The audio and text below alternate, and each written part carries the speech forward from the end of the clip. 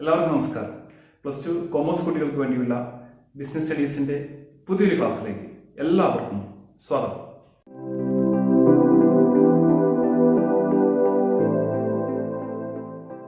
നമ്മൾ ഡിസ്കസ് ചെയ്തുകൊണ്ടിരിക്കുന്നത് second year business സ്റ്റഡീസിലെ മൂന്നാമത്തെ ചാപ്റ്ററായ ബിസിനസ് എൻവയോൺമെന്റ് ആണ്. കഴിഞ്ഞ ക്ലാസ്സുകളിൽ നമ്മൾ എന്താണ് ബിസിനസ് എൻവയോൺമെന്റ് എന്നും അതിന്റെ ഫീച്ചേഴ്സ് എന്താണ്, ഇമ്പോർട്ടൻസ് എന്താണ് തുടങ്ങിയ കാര്യങ്ങൾ കണ്ടു കഴിഞ്ഞു. ഇന്ന് നമ്മൾ പുതിയൊരു ഭാഗത്തിലേക്ക് പോവുകയാണ്. നമ്മൾ കഴിഞ്ഞ ക്ലാസ്സുകളിൽ പറഞ്ഞു ബിസിനസ് എൻവയോൺമെന്റിൽ പല ഭാഗങ്ങളുണ്ട്. ഒരു ബിസിനസ് സ്ഥാപനത്തിൽ എന്തെങ്കിലും തീരുമാനം എടുക്കുമ്പോൾ ഈ പല ഭാഗങ്ങളും സ്വാധീനിക്കാറുണ്ട്. അപ്പൊ ബിസിനസ് എൻവയോൺമെന്റിലുള്ള ബിസിനസിന്റെ ഡിസിഷനെ സ്വാധീനിക്കുന്ന ആ ഘടകങ്ങളെ കുറിച്ച് അല്ലെങ്കിൽ ആ ഫാക്ടേഴ്സിനെ കുറിച്ചാണ് നമ്മൾ ഇന്നത്തെ ടോപ്പിക് എന്ന് പറയുന്നത്. അപ്പൊ നമ്മുടെ topic elements or dimensions of business environment.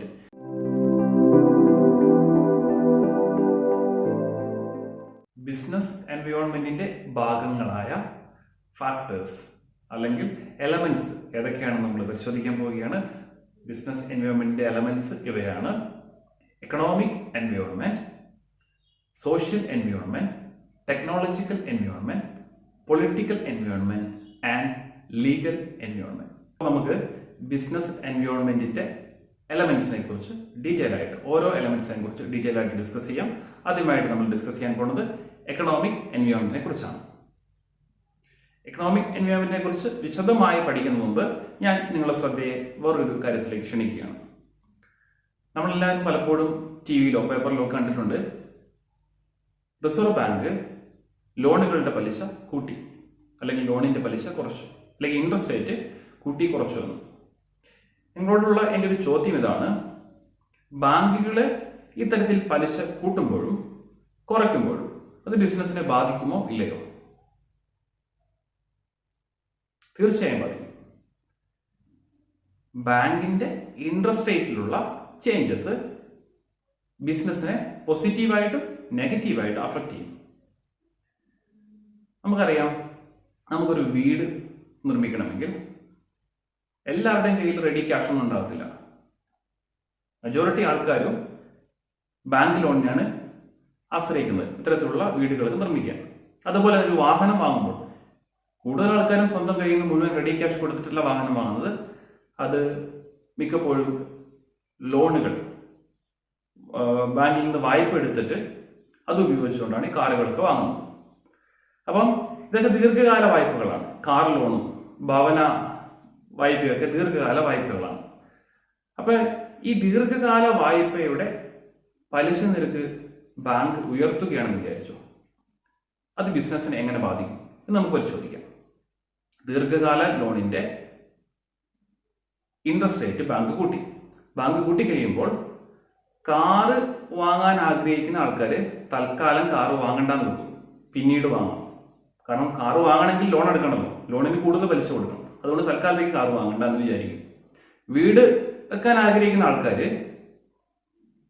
ഇപ്പോൾ ലോൺ എടുത്തിട്ട് വേണം വീട് വെക്കാൻ എങ്കിൽ അവർ വിചാരിക്കും തൽക്കാലം പലിശ കുറഞ്ഞോട്ടെ, ഇപ്പോൾ ഹൈ റേറ്റ് ഓഫ് ഇൻട്രസ്റ്റ് ആണ്, അതുകൊണ്ട് വീട് നിർമ്മിക്കാൻ ആവശ്യമായ ലോണിന്റെ പലിശ കുറയുമ്പോൾ വീട് വെക്കാം എന്ന് വിചാരിച്ചുകൊണ്ട് അവർ വീട് നിർമ്മാണം കുറച്ചു കാലത്തേക്ക് മാറ്റിവെക്കും. അങ്ങനെ സംഭവിക്കുമ്പോൾ ഈ വീട് നിർമ്മാണവുമായി ബന്ധപ്പെട്ട ഉൽപ്പന്നങ്ങൾ ഉണ്ടാക്കുന്ന കമ്പനികളെ അത് നെഗറ്റീവായിട്ട് ബാധിക്കും. അവരുടെ ഉൽപ്പന്നങ്ങളൊന്നും വിറ്റ് പോകത്തില്ല, കാരണം വീട് നിർമ്മാണം നടക്കുന്നില്ലല്ലോ. അതുപോലെ തന്നെ കാറ് നിർമ്മാണ കമ്പനികളെയും ഇത് നെഗറ്റീവായിട്ട് ബാധിക്കും. കാറ് നിർമ്മാണ കമ്പനികൾ ആൾക്കാർ കാറ് വാങ്ങുമെന്ന് വിചാരിച്ച് ഒരുപാട് കാറുകൾ ഉണ്ടാക്കി വെക്കും. പക്ഷേ കാറ് ലോൺ എടുത്ത് വാങ്ങാൻ ആഗ്രഹിക്കുന്ന ആൾക്കാർ പലിശ നിരക്ക് കൂടിയതിനാൽ കാറ് വാങ്ങൽ പിന്നത്തേക്ക് മാറ്റിവെക്കും. അപ്പം ബാങ്കുകളുടെ ഇൻട്രസ്റ്റ് റേറ്റ് ബിസിനസിനെ പ്രതികൂലമായിട്ടും അനുകൂലമായിട്ടും ഒക്കെ ബാധിക്കുമെന്ന് നമ്മൾ ഈ ഉദാഹരണത്തിലൂടെ മനസ്സിലാക്കി. നമുക്ക് മറ്റൊരു ഉദാഹരണം എടുത്ത് പരിശോധിക്കാം. ഇൻഫ്ലേഷൻ റേറ്റ്, പണപ്പെരുപ്പം എന്ന് പറയാൻ എന്താ? സാധനങ്ങളുടെയും സേവനങ്ങളുടെയും വില വർദ്ധിക്കുന്നു. അതിനെ നമ്മൾ വളരെ ലളിതമായിട്ട് പണപ്പെരുപ്പം എന്നുകൊണ്ട് അർത്ഥമാക്കുന്നു.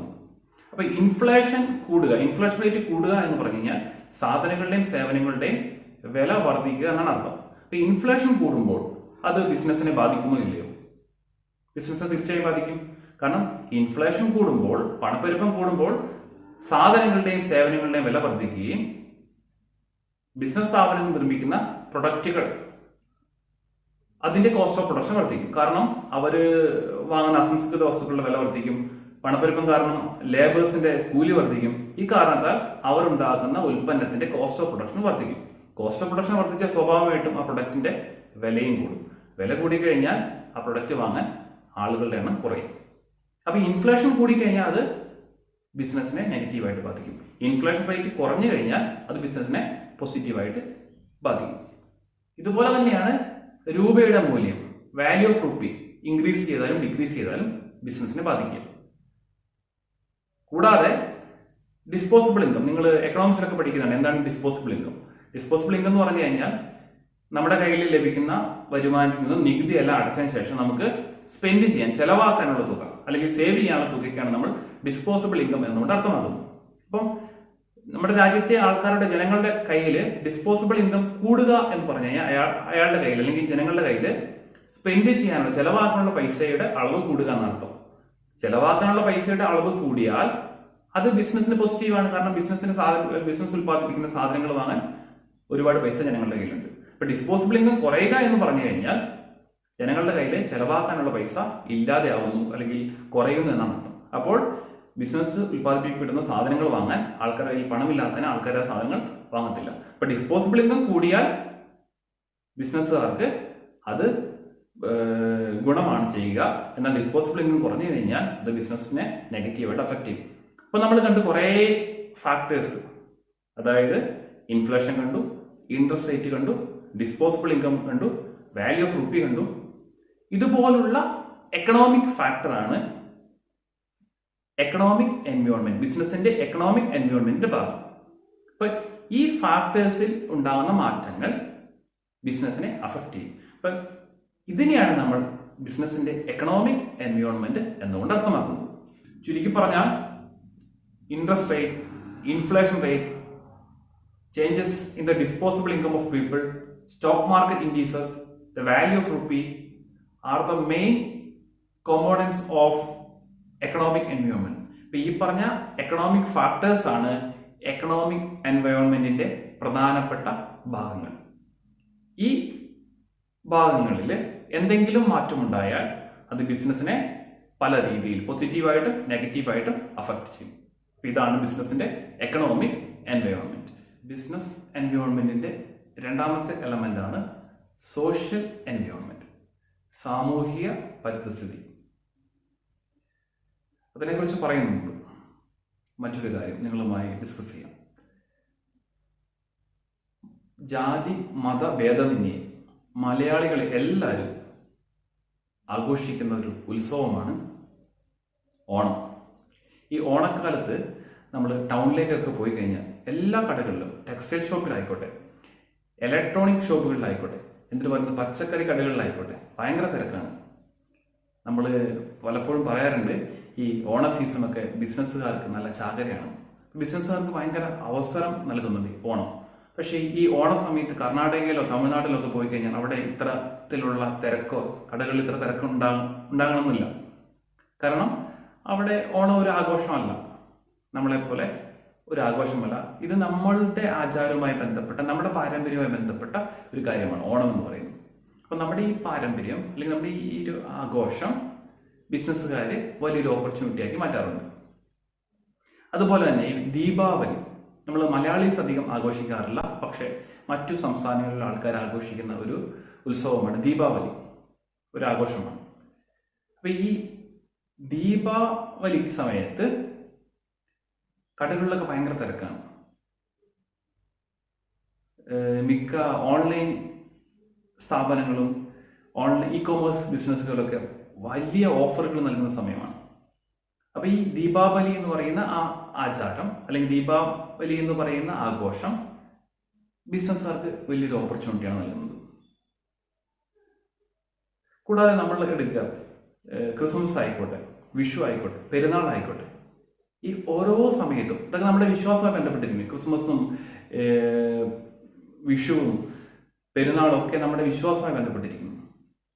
ഈ സമയത്തൊക്കെ ബിസിനസ്സുകാർക്ക് നല്ല ഓപ്പർച്യൂണിറ്റിയാണ്. കാരണം ആൾക്കാർ പുതിയ വസ്ത്രങ്ങൾ എടുക്കുന്നു, അല്ലെങ്കിൽ പുതിയ ഇലക്ട്രോണിക് സാധനങ്ങൾ വാങ്ങുന്നതൊക്കെ ഈ ഉത്സവങ്ങളുമായി ബന്ധപ്പെട്ട, അല്ലെങ്കിൽ ഈ പെരുന്നാളും വിഷു അല്ലെങ്കിൽ ക്രിസ്മസ് പോലുള്ള ദിവസങ്ങളിലാണ്, അല്ലെങ്കിൽ അതിൻ്റെ ആ സമയങ്ങളിലാണ്.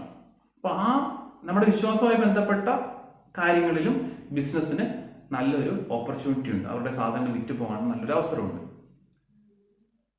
ഇതൊക്കെ നമ്മുടെ സോഷ്യൽ എൻവയോൺമെന്റ് ചില ഫാക്ടേഴ്സാണ്, അല്ലെങ്കിൽ ചില സോഷ്യൽ ഫോഴ്സസ് ആണ്. നമ്മുടെ വിശ്വാസം, നമ്മുടെ ആചാരങ്ങൾ, ചില സോഷ്യൽ ട്രെൻഡുകൾ. സോഷ്യൽ ട്രെൻഡ് എന്ന് പറയുന്നത്, ഇപ്പോൾ നമ്മുടെ സമൂഹത്തിന്റെ ട്രെൻഡ് എന്ന് പറയുന്നത് ആരോഗ്യ മേഖലയ്ക്ക് കൂടുതൽ പ്രാധാന്യം കൊടുത്തിട്ടുള്ള. അപ്പോൾ എല്ലാവരും എന്ത് ചെയ്യും, ഹെൽത്ത് റിലേറ്റഡ് ആയ പ്രൊഡക്റ്റുകൾ വാങ്ങാൻ തുടങ്ങിയിട്ടുണ്ട്. ചില ആൾക്കാരൊക്കെ സ്വന്തമായിട്ട് വീട്ടിൽ ജിംനേഷ്യം തന്നെ തുടങ്ങുന്നുണ്ട്. അപ്പം സോഷ്യൽ ട്രെൻഡ്, ഇന്നത്തെ സോഷ്യൽ ട്രെൻഡ് എന്ന് പറയുന്നത് ഹെൽത്തിന് കൂടുതൽ പ്രാധാന്യം കൊടുത്തുകൊണ്ടാണ്. അപ്പം ഈ ഹെൽത്ത് റിലേറ്റഡ് ആയിട്ടുള്ള പ്രൊഡക്റ്റുകൾക്കൊക്കെ കൂടുതൽ പ്രാധാന്യം നൽകുന്നുണ്ട്. ഈ സോഷ്യൽ ട്രെൻഡ് എന്ന് പറയുന്നത് സോഷ്യൽ എൻവയോൺമെന്റിന്റെ ഒരു ഭാഗമാണ്. അപ്പോൾ ഒരുപാട് പലതരത്തിലുള്ള സോഷ്യൽ ഫോഴ്സസ് ബിസിനസ്സിനെ അഫക്റ്റ് ചെയ്യുന്നുണ്ട്. ഈ സോഷ്യൽ ഫോഴ്സസിനെയാണ് നമ്മൾ സോഷ്യൽ എൻവയോൺമെന്റ് എന്ന് പറയുന്നത്. അല്ലെങ്കിൽ ഈ സോഷ്യൽ ഫോഴ്സസ് ആണ് ഈ സോഷ്യൽ എൻവയോൺമെന്റിന്റെ ഭാഗമായിട്ട് വരുന്നത്. നമ്മളിപ്പോൾ പറഞ്ഞ ആചാരങ്ങളും വിശ്വാസങ്ങളും പാരമ്പര്യങ്ങളും എല്ലാം സമൂഹത്തിലുള്ള കാര്യങ്ങളാണ്, അല്ലെങ്കിൽ സൊസൈറ്റിയിലുള്ള കാര്യങ്ങളാണ്. അല്ലെങ്കിൽ നമുക്ക് പറയാം ബിസിനസിന്റെ സോഷ്യൽ എൻവയോൺമെന്റിന്റെ ഭാഗമാണ്. ഈ പറയുന്ന ആചാരങ്ങളും വിശ്വാസങ്ങളും നമ്മുടെ പാരമ്പര്യങ്ങളെല്ലാം ബിസിനസ്സിന് പലതരത്തിലുള്ള ഓപ്പർച്യൂണിറ്റീസ് നൽകുന്നുണ്ട്. അതുകൊണ്ടാണ് ഇവയെ നമ്മൾ ബിസിനസ് എൻവയോൺമെന്റിന്റെ ഭാഗമായ സോഷ്യൽ എൻവയോൺമെന്റിൽ ഉൾപ്പെടുത്തിയിരിക്കുന്നത്. ആചാരങ്ങളും അനുഷ്ഠാനങ്ങളും പാരമ്പര്യങ്ങളും മാത്രമല്ല ബിസിനസിന്റെ സോഷ്യൽ എൻവയോൺമെന്റിന്റെ ഭാഗങ്ങൾ. മറ്റ് അനേകം സോഷ്യൽ ഫോഴ്സസ് ബിസിനസ്സിനെ പോസിറ്റീവായിട്ട് നെഗറ്റീവായിട്ട് അഫക്ട് ചെയ്യുന്നുണ്ട്. ഇപ്പം ഉദാഹരണം പറഞ്ഞു കഴിഞ്ഞാൽ birth rate and death rate, ജനന മരണ നിരക്കുകൾ. ജനന മരണ നിരക്കുകളിൽ മാറ്റങ്ങൾ ഉണ്ടാകുമ്പോൾ അത് ബിസിനസ്സിനെ പോസിറ്റീവായിട്ടും നെഗറ്റീവായിട്ടും ബാധിക്കുന്നുണ്ട്. ഉദാഹരണം പറഞ്ഞു കഴിഞ്ഞാൽ ജനനിരക്ക് കൂടുന്നു. ജനനിരക്ക് കൂടിക്കഴിഞ്ഞാൽ അത് ബേബി പ്രൊഡക്റ്റ് ഉണ്ടാക്കുന്ന കമ്പനികൾക്ക് വളരെയധികം അനുകൂലമായ ഒരു ഘടകമാണ്. അതേപോലെ തന്നെ കോമ്പോസിഷൻ ഓഫ് ഫാമിലിയുടെ ഘടന. ഇന്ന് എല്ലാ കുടുംബങ്ങളും അണുകുടുംബമാണ്, അപ്പനും അമ്മയും ഒന്നോ രണ്ടോ മക്കളും. അപ്പം പണ്ട് കാലത്ത് കൂട്ടുകുടുംബമായിട്ട് താമസിച്ച അവസ്ഥയിൽ നിന്നും ഒരു മാറ്റമുണ്ടായി അണുകുടുംബമായി മാറി. അപ്പോൾ ഓരോ കുടുംബത്തിനും ഓരോ വീട്, ഓരോ കുടുംബത്തിനും ഓരോ വാഹനം, അല്ലെങ്കിൽ ഓരോ കുടുംബത്തിലെ ഓരോ ആൾക്കാർക്കും വാഹനം എന്നുള്ള ആ കോൺസെപ്റ്റിലേക്കൊക്കെ വന്നു. അപ്പോൾ കുടുംബത്തിന്റെ ഘടനയിൽ ഭയങ്കര മാറ്റം ഉണ്ടായി. അത് ബിസിനസ്സുകാർക്ക് വലിയ അവസരമാണ് നൽകുന്നത്. ഇതുപോലെ തന്നെ ലൈഫ് എക്സ്പെക്ടൻസി, ജീവിതദൈർഘ്യം കൂടിയാലും ബിസിനസ്സുകാർക്ക് പലതരത്തിൽ അത് ഓപ്പർച്യൂണിറ്റിയായി മാറാറുണ്ട്. അപ്പൊ ഇത്തരത്തിൽ പലതരത്തിലുള്ള സോഷ്യൽ ഫോഴ്സസ് ബിസിനസ്സിന് പലതരത്തിലുള്ള അവസരങ്ങൾ നൽകുന്നുണ്ട്. ഈ സോഷ്യൽ ഫോഴ്സസിനെയാണ് നമ്മൾ ബിസിനസിന്റെ സോഷ്യൽ എൻവയോൺമെന്റ് എന്നുകൊണ്ട് അർത്ഥമാക്കുന്നത്.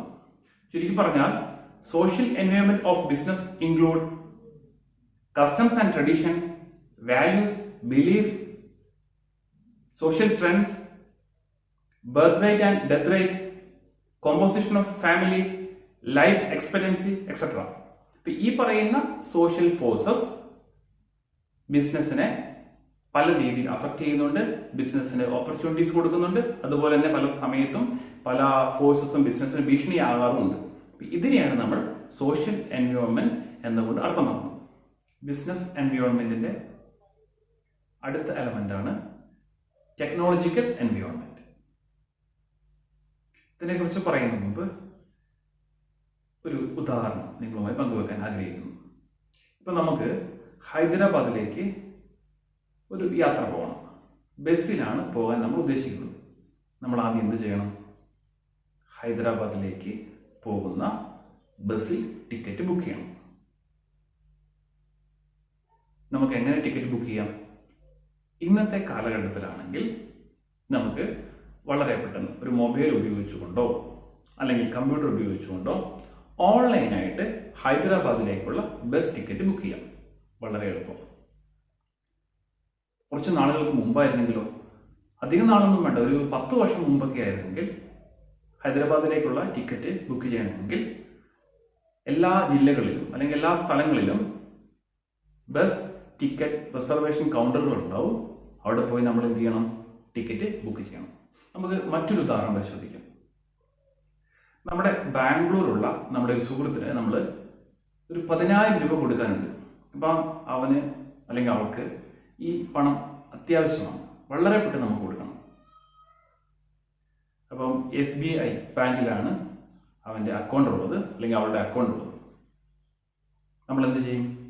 വളരെ പെട്ടെന്ന് മൊബൈൽ എടുക്കുന്നു, ഗൂഗിൾ പേ അല്ലെങ്കിൽ മറ്റ് മൊബൈൽ ബാങ്കിങ് ആപ്പുകൾ ഉപയോഗിച്ചുകൊണ്ട് നമ്മൾ എന്ത് ചെയ്യുന്നു? വളരെ പെട്ടെന്ന് ബാംഗ്ലൂരിലുള്ള സുഹൃത്തിന് പണം അയച്ചു കൊടുക്കുന്നു.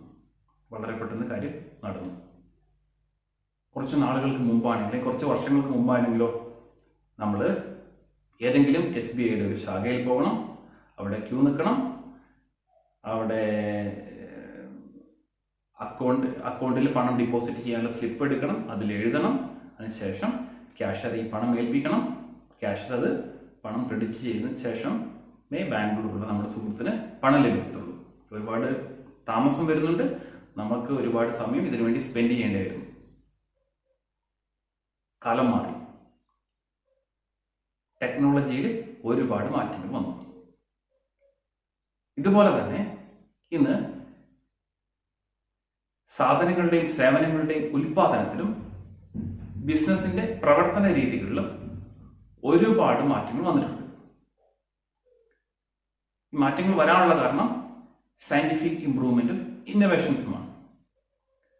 സയന്റിഫിക് ഇംപ്രൂവ്മെന്റിന്റെയും ഇന്നോവേഷന്റെയും ഭാഗമായിട്ട് സാധനങ്ങളും സേവനങ്ങളും ഉൽപ്പാദിപ്പിക്കുന്നതിലും ബിസിനസ് നടത്തിക്കൊണ്ടു പോകുന്നതിലും വളരെയധികം മാറ്റങ്ങൾ വന്നിട്ടുണ്ട്. ഇതിനെയാണ് നമ്മൾ ബിസിനസിന്റെ ടെക്നോളജിക്കൽ എൻവയോൺമെന്റ് എന്നുകൊണ്ട് അർത്ഥമാക്കുന്നത്.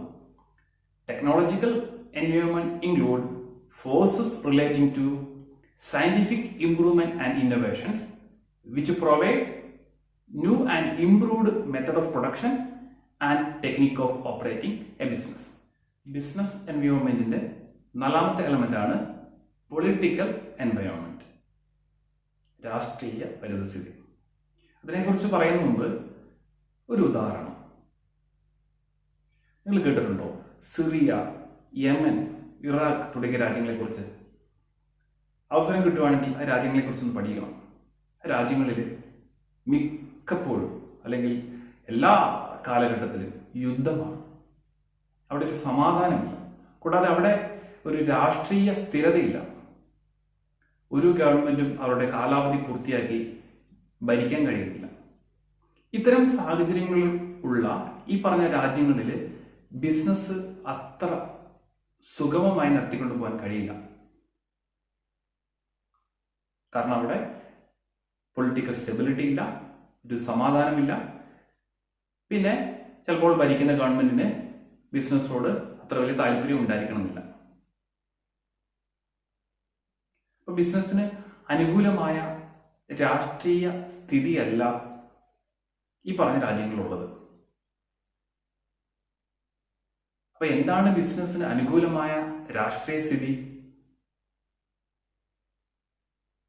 ഒന്ന്, പൊളിറ്റിക്കൽ സ്റ്റെബിലിറ്റി. 2, ആ രാജ്യത്ത് സമാധാനം ഉണ്ടായിരിക്കണം.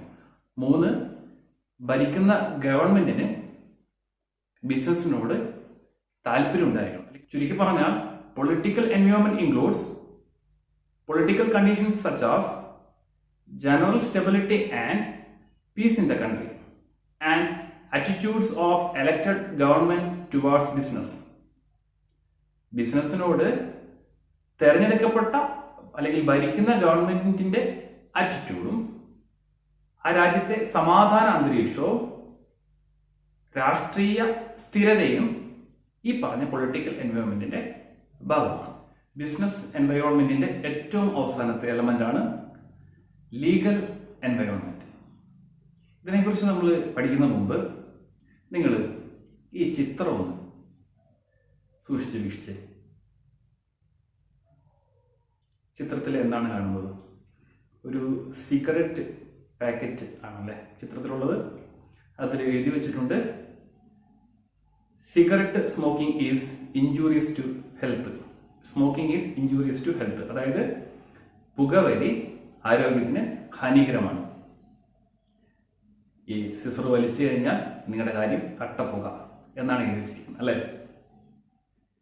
ഏതെങ്കിലും കമ്പനി അവരുടെ പ്രൊഡക്റ്റ് ഉപയോഗിച്ച് കഴിഞ്ഞാൽ അത് ശരീരത്തിന് നല്ലതല്ല, ശരീരത്തിന് ഹാനികരമാണെന്ന് എഴുതി വെക്കൂ.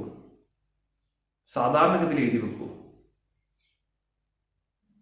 എനിക്ക് തോന്നുന്നില്ല അങ്ങനെ എഴുതി വെക്കുന്നു. ഞാൻ എന്തെങ്കിലും ഒരു പ്രൊഡക്റ്റ് ഉണ്ടാക്കിയിട്ട് ഇത് കൊള്ളില്ല, ഇത് ഉപയോഗിച്ചാൽ ശരീരത്തിന് അത് ഹാനികരമാണ് എന്ന് ഞാൻ എന്തായാലും എഴുതി വെക്കത്തില്ല. നിങ്ങളും അങ്ങനെ ചെയ്യില്ല എന്ന് എനിക്ക് തോന്നുന്നു.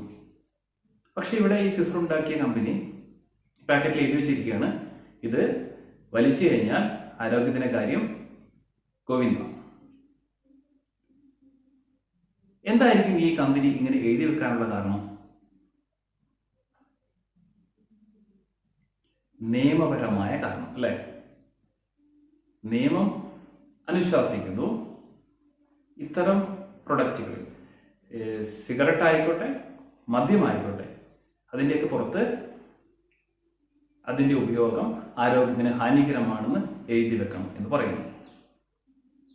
ഇത് നിയമം അനുശാസിക്കുന്നത് കൊണ്ട് മാത്രം കമ്പനികൾ അങ്ങനെ എഴുതി വെക്കുന്നതാണ്. അതായത് നമ്മൾ ഇന്ത്യയിൽ ബിസിനസ്സുകാർ പാലിക്കേണ്ട ഒരുപാട് നിയമങ്ങളുണ്ട്. അത് സെൻട്രൽ ഗവൺമെന്റ് പാസ്സാക്കിയ നിയമമാകാം, സ്റ്റേറ്റ് ഗവൺമെന്റുകൾ പാസ്സാക്കിയ, സംസ്ഥാന ഗവൺമെന്റുകൾ പാസ്സാക്കിയ നിയമമാകാം, അല്ലെങ്കിൽ ഏതെങ്കിലും കമ്മീഷനുകൾ ഇവിടെ സജഷൻസ് ആകാം, അല്ലെങ്കിൽ ഏതെങ്കിലും കോടതി വിധിയിലൂടെ വന്ന നിയമങ്ങളാകാം. അപ്പം നമ്മുടെ ഇന്ത്യ രാജ്യത്ത് കമ്പനികൾ പാലിക്കേണ്ട ഒരുപാട് നിയമങ്ങളുണ്ട്. ഈ നിയമങ്ങൾ പല കമ്പനികളും ചിലപ്പോൾ പോസിറ്റീവായിട്ട് നെഗറ്റീവായിട്ടൊക്കെ ബാധിച്ചേക്കാം. അപ്പം ഇത്തരം നിയമങ്ങളാണ് ബിസിനസ് എൻവയോൺമെന്റിന്റെ ലീഗൽ എൻവയോൺമെന്റിന്റെ ഭാഗം. അതായത് legal environment includes various legislations passed by the central and state governments, court judgments, as well as decisions rendered by various commissions and agencies at central and state or local level. ഇന്ത്യയിലെ legal environment എന്ന് പറയുന്നത് ഇന്ത്യയിലെ സംസ്ഥാന ഗവൺമെന്റുകളും കേന്ദ്ര government പാസ്സാക്കിയ നിയമങ്ങളും പല കോടതി വിധികളും പല കമ്മീഷൻസ് എടുത്തിട്ടുള്ള ഡിസിഷൻസും ഒക്കെ ചേർന്നതാണ് ബിസിനസ് എൻവയോൺമെന്റിലെ ലീഗൽ എൻവയോൺമെന്റിന്റെ ഭാഗമായി ഇന്ത്യയിലുള്ള ചില നിയമങ്ങൾ, കമ്പനികൾ പാലിക്കേണ്ട ചില നിയമങ്ങൾ ഉള്ള ആക്ടുകൾ. ഉദാഹരണത്തിന് വേണ്ടി നിങ്ങളുമായി പങ്കുവെക്കാം. Companies act 2013, competition act 2002, trade union act 1926, consumer protection act 1986. ഒരുപാട് നിയമങ്ങളുണ്ട്. ഉദാഹരണത്തിന് വേണ്ടി 1-2 നിയമങ്ങൾ, ആക്ടുകൾ ഇവിടെ പ്രതിപാദിച്ചെന്ന് മാത്രം. അപ്പോൾ പ്രിയമുള്ളവർ, നമ്മൾ ഇത്രയും നേരം ബിസിനസ് എൻവയോൺമെന്റിന്റെ പല എലമെന്റ്സ്, ഘടകങ്ങളെ കുറിച്ച് പഠിക്കുകയായിരുന്നു. പ്രധാനപ്പെട്ട എലമെന്റ്സ് ഇവയായിരുന്നു: economic environment, social environment, technological environment, political environment, legal environment. ഈ പറഞ്ഞ എലമെന്റ്സ് ഓരോ ബിസിനസ്സിനെയും എങ്ങനെയാണ് അഫക്റ്റ് ചെയ്യുന്നതെന്ന് നമ്മൾ കണ്ടുകഴിഞ്ഞു. സോ ബിസിനസ് എൻവയോൺമെന്റ് എന്ന് പറയുന്ന ചാപ്റ്റർ അവസാനിക്കുന്നില്ല. കുറച്ചുകൂടെ കാര്യങ്ങൾ അതിൽ നമ്മൾ ഡിസ്കസ് ചെയ്യാനുണ്ട്. ബാക്കി വരുന്ന കാര്യങ്ങൾ നമ്മൾ വരുന്ന ക്ലാസ്സുകളിൽ ഡിസ്കസ് ചെയ്യുന്നതായിരിക്കും. അതുവരേക്കും എല്ലാവർക്കും നന്ദി, നമസ്കാരം.